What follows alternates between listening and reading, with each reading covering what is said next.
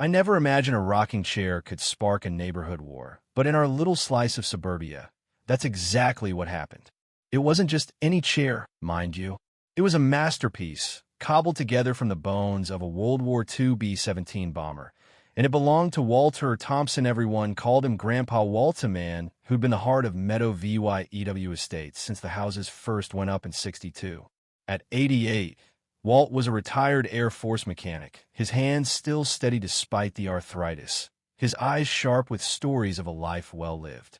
That chair, though, it was more than furniture.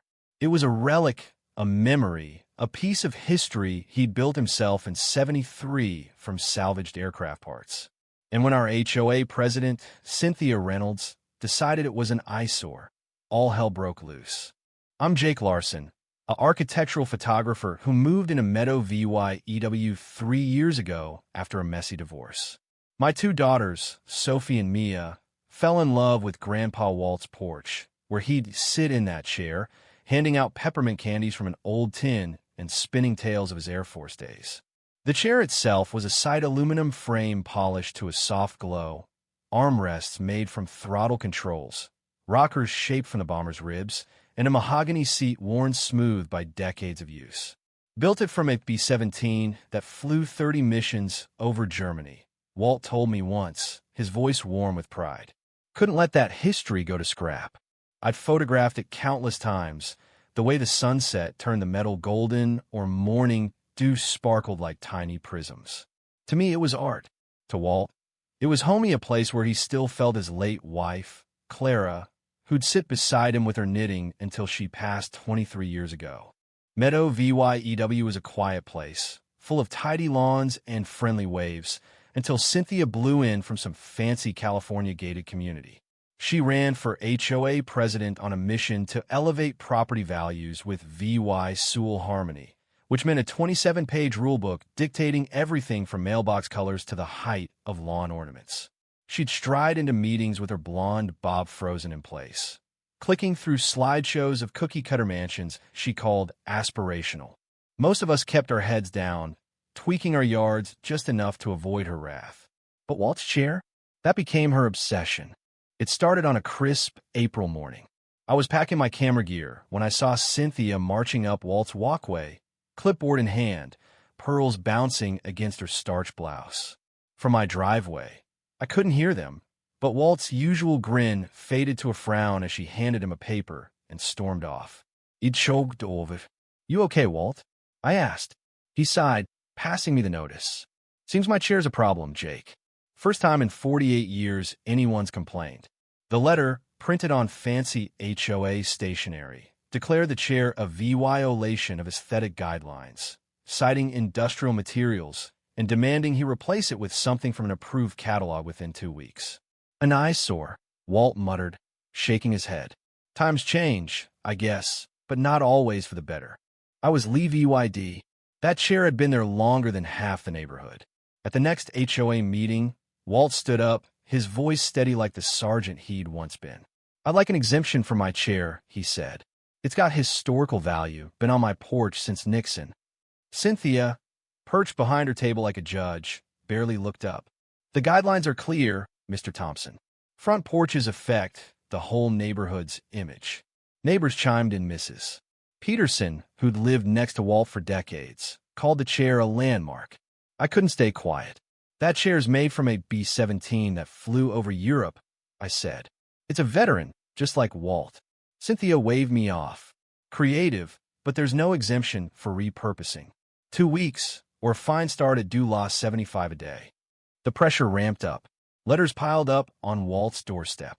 Cynthia drove by daily, snapping photos of the offending chair. One evening, I found Walt rocking slowly, staring at the sunset with a rare frown. "This chair's more than a seat, Jake," he said softly. "After Clara passed, it's where I feel her. She'd sit right there, knitting while I rocked. Sometimes, when the light's just right, I see her shadow." My throat tightened. "We won't let them take it, Walt." But he looked tired. "Maybe it's time I moved to that retirement place near my daughter in Nevada," he said. The idea of Cynthia bullying him out of his home made my blood boil. Then came the final straw. Cynthia showed up with a suit named Mr. Carver, who clutched a tablet like a shield. "Final inspection before enforcement," she announced, her voice dripping with VY Tory. Walt, calm but steely, nodded at Carver. Didn't know enforcement needed an escort. Cynthia's smile was icy. "Fine start at midnight." I snapped. "You call this an eyesore? It's from a bomber that helped win World War II. Walt's voice cut through, quiet but fierce. "Young lady, that plane flew 30 missions Berlin, Dresden. 11 men risked their lives so you could make rules about rocking chairs." He pulled out a faded photo of the B-17's crew, pointing to a grinning pilot. "Captain Daniel Pierce. Flew 26 of those missions. His son sent me his wings." He showed a chain with silver wings dangling.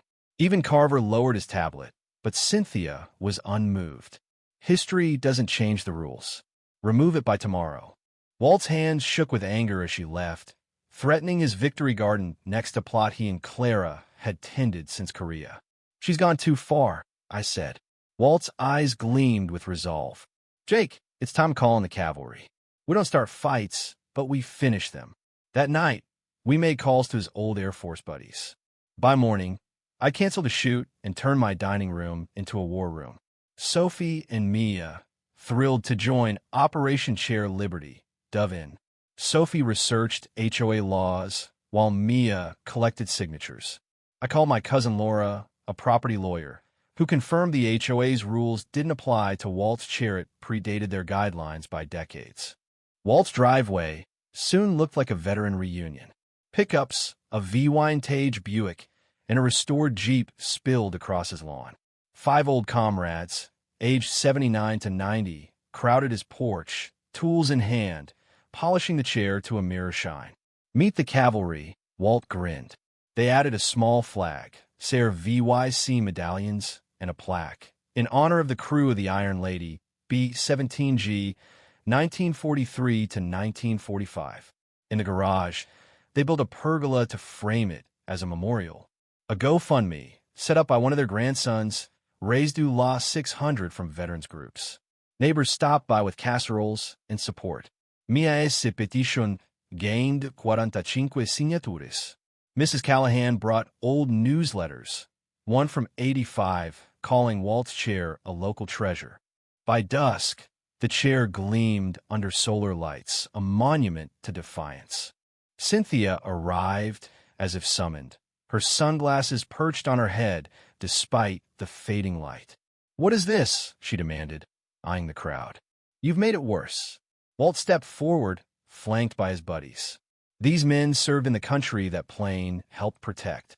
This chair's their history too. I held up Sophie's research. "Your rules exempt historical items. This qualifies." Mrs. Callahan waved her newsletter. "It's been a landmark since '85. One of Walt's friends, a former museum curator, produced a letter from the Air Force Museum, interested in archive-ing the chair. Another mentioned a news station planning a Veterans Day story."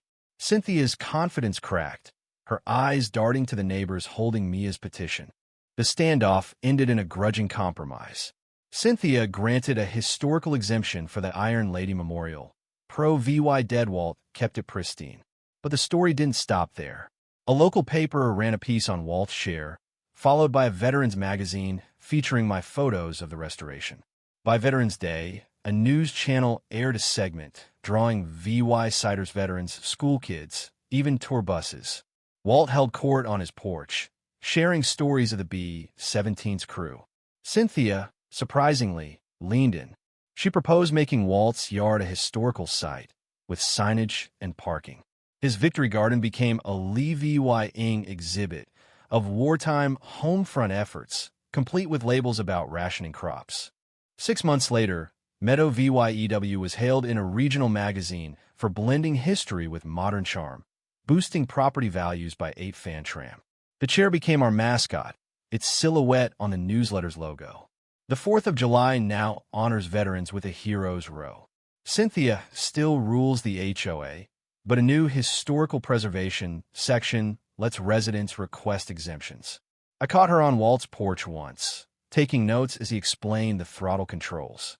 "For the archives," she said, almost sheepish. Walt winked at me. She's helping me get a grant for a display case for the captain's wings. On warm evenings, Walt's still out there, rocking gently, sometimes telling stories, sometimes teaching kids about the B-17, sometimes just watching the sunset, lost in memories of Clara. That chair didn't just serve WWII, changed us. It reminded us that a neighborhood's heart isn't in matching mailboxes or manicured lawns. It's in the stories we keep, the history we honor, and the stubborn old men who teach us to fight for what matters. So what do you think? Should HOA rules ever outweigh personal history?